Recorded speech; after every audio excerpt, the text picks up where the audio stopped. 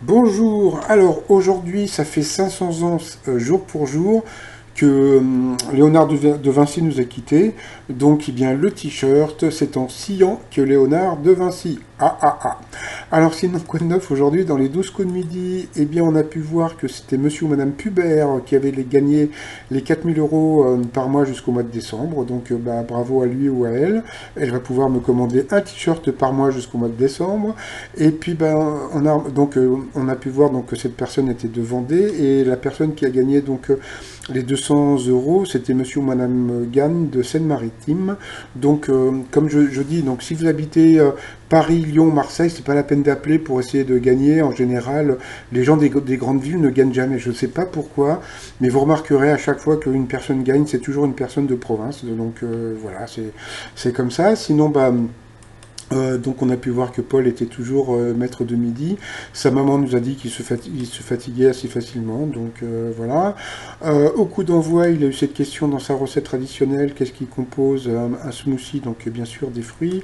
Vous aviez donc la jolie Coralie de Vincennes qui a eu cette question, les Français sont-ils plus ou moins de 70% à penser que leur travail est utile pour la société, donc c'était plus. Vous aviez donc ensuite Franck qui a eu cette question, la couleur bleue n'avait pas de nom avant l'invention du bleu, bien sûr.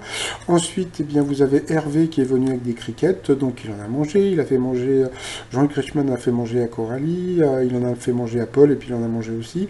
Par contre, Hervé a une question musicale, donc je ne l'ai pas mise parce qu'elle ne m'intéressait pas. Ensuite, alors on a pu voir que, bon, bah, comme vous le savez, donc Paul est étudiant en histoire, donc il est très calé en histoire. Donc, bon, il va avoir beaucoup de questions qui ont un rapport avec l'histoire. C'est bon, mais c'est pas parce que c'est lui, c'est parce que en général, les maîtres de midi ont toujours plus de questions qui ont un rapport un petit peu avec leur profession ou leur hobby ou n'importe quoi. Donc, quand c'était des questions pour le boulanger, donc il y avait beaucoup de questions sur le pain, etc., etc. Donc là, il a eu une question, ben voilà, dans quel conflit du XXe siècle a-t-on appelé la Grande Guerre? Donc, bien sûr, c'était la Première Guerre mondiale. Comment la femelle libellule se débarrasse-t-elle des mâles trop insistants qui la poursuivent? Donc, elle fait la morte.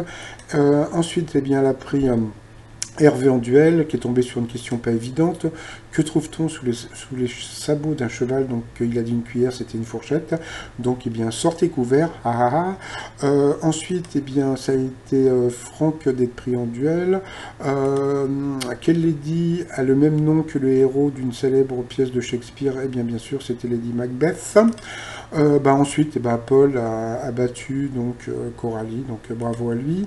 Sa chanson, pour celles et ceux qui n'ont pas vu la vidéo que j'avais faite justement sur la chanson, donc c'est Paolo Nutini. La chanson s'appelle Iron Sky. Vous pouvez la trouver donc sur YouTube.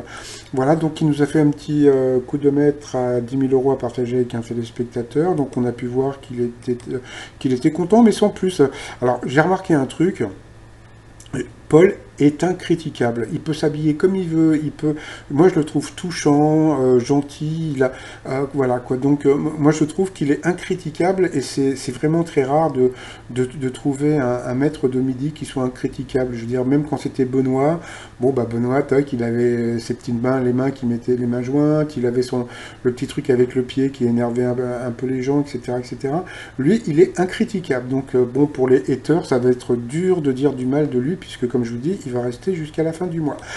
Dans l'étoile mystérieuse, on a pu voir qu'il y avait une statue en plein milieu. C'est parce que je pense que Chuck Norris avait tourné dans un film qui s'appelait un truc avec le Temple d'Or. Donc voilà. Donc bon, je ferai un petit récapitulatif demain par rapport à tous les indices. Donc voilà. Donc c'est toujours donc Chuck Norris dans l'étoile mystérieuse. Donc voilà. Bah, bravo à Popol. Bon bah qui gagne. Je crois qu'il est déjà à plus de 16 000 €. Et puis bah pour s'abonner, donc voilà, donc c'est en bas à droite, et puis bah les t-shirts, allez sur le site, et puis si vous avez envie de t-shirts, et sinon, sinon, c'est pas grave, je vous souhaite quand même une très très très très bonne journée, à très vite, bien bye.